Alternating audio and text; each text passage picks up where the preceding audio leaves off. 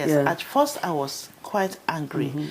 At for the first 3 days after the accident, I knew it was the fault of a young 19-year-old boy who hit us and eventually killed my family. And for 3 days, I struggled with it, and I came to the conclusion that I would forgive him. However, about 2 weeks later, I read in the newspaper that he was drunk. That was when I was really, really angry. That was when I became enraged. I felt that because of someone's few bottles of beer, he took away my husband, took away the children I bore, I brought into this world. The children who were supposed to bury me, I was not supposed to bury them. I was not supposed to see their casket, but I had to because of someone's drunkenness. I was so angry. But as I was fuming with rage, I sensed the presence of the Lord to my right and towards the back, and his exact words to me were, "You must but forgive." And I stood there. To forgive or not to forgive became the question. But I knew that if I did not forgive him, I would lose not just the forgiveness of God, but the presence of God. And I could not afford that. He was my comfort.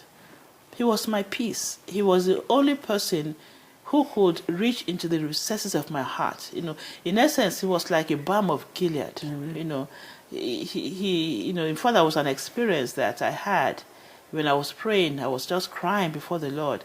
I did not say a word this particular day because I felt that I was before the Lord who could read me like a book. He knew what I was going through. He knew the pain of my heart. He knew the riot of negative emotions that I was going through.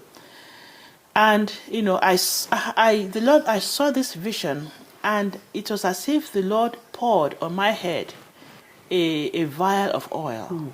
The scripture speaks of the oil of joy. Yeah. He poured it on my head, and all the negative emotions, were just ebbed out, supernaturally. So I knew that I had to forgive, not for his sake, but for my sake. So eventually, at first I was angry, but then, when let me just say how I forgave him.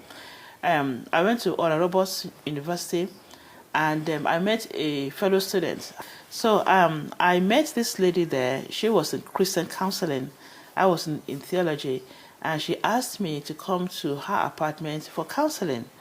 And I got there, and one of the first questions she asked me was, "Have you forgiven this young man?"